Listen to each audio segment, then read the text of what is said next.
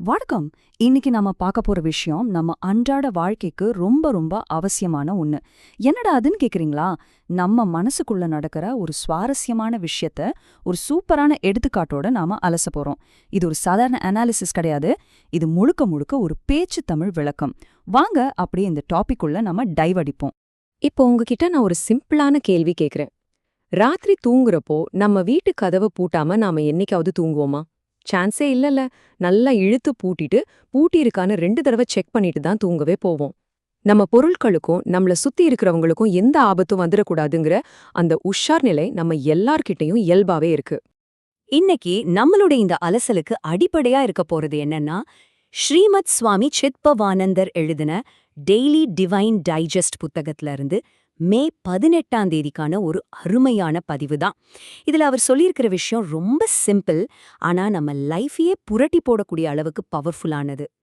கொஞ்சம் அப்படியே கற்பனை பண்ணி பாருங்களேன். நடுராத்திரி, ஊரே நல்லா அசந்து தூங்கிட்டு இருக்கு. எங்க ஒரே இருட்டு, நிசப்தம். கரெக்டா இந்த மாதிரி நேரத்துல தான் திருடர்கள் அவங்க வேலைய ஆரம்பிப்பாங்க. இருட்டோட இருட்டா, யாருக்கும் தெரியாம சைலண்டா வந்து நம்ம பொருளை திருடிட்டு போக பாப்பாங்க. எங்க கொஞ்சம் வீக்கா இருக்கோ, எங்க பாதுகாப்பே இல்லாம இருக்கோ அந்த இடத்த தான் அவங்க ஈஸியா டார்கெட் பண்ணுவாங்க. இப்போ பாதுகாப்பே இல்லாத ஒரு வீட்டை நினைச்சு பாருங்க. திருடர்களுக்கு அது எவ்வளவு வசதியான இடம் இல்லையா? ஆனா அதே வீட்டுக்கு வெளியில கண்ணு முழிச்சிட்டு ரொம்ப அலர்ட்டா இருக்கிற ஒரு வாட்ச்மேன் இருக்காருன்னு வச்சுப்போம். அவர் சுறுசுறுப்பா காவல் காத்துட்டு இருந்தாருன்னா எந்த திருடனாவது அந்த வீட்டுக்குள்ள நுழைய தைரியப்படுவானா? கண்டிப்பா மாட்டான். வாட்ச்மேன் முழிச்சிட்டு இருந்தாலே திருடன் பயந்து திரும்பி ஓடிடுவான். சரி, இப்போ இந்த கதையில இருந்து நேரா நம்ம வாழ்க்கைக்கு வருவோம். நம்ம வீட்டை காப்பாத்துறதுக்கு ஒரு வாட்ச்மேன் இருக்கிற மாதிரி நம்ம மனசுக்கு யாருங்க வாட்ச்மேன்? வீட்டை திருடர்கிட்ட இருந்து காப்பாத்த ஒரு காவலாளி வேணும்னா நம்ம மனசையும் தேவையில்லாத பல கெட்ட எண்ணங்கள்ல இருந்து காப்பாத்துறதுக்கும் ஒருத்தர் வேணும்ல. அவர் யாருன்னு நினைக்கிறீங்க? அவர் பேரு தான் விவேகம். இங்கிலீஷ்ல இத டிஸ்கிரிமினேஷன் அப்படின்னு சொல்றாங்க. விவேகம்னா என்ன? எது சரி எது தப்புன்னு ரொம்ப தெளிவா பிரிச்சு பாக்குற அந்த மனப்பக்குவம் தான் இந்த விவேகம். சுருக்கமா சொல்லணும்னா இந்த விவேகம் தான் நம்ம மனசுக்கான வாட்ச்மேன்.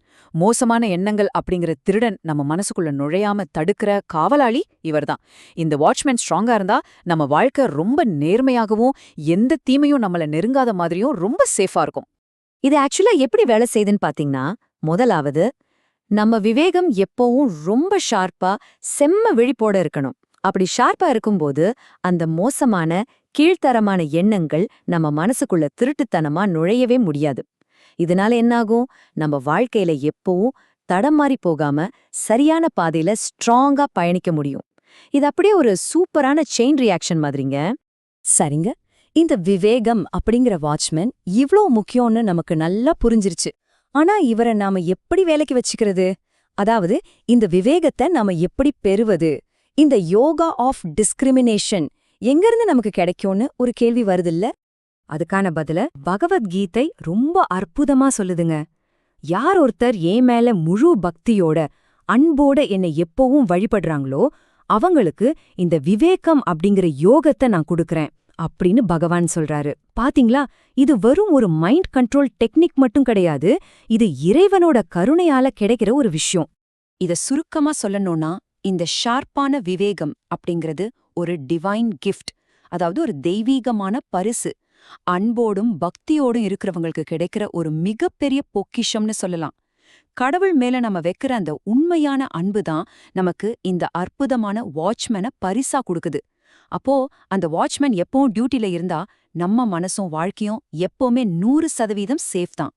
ஓகே, இப்போ நாம இந்த சுவாரஸ்யமான அலசலோட முடிவுக்கு வந்துட்டோம்.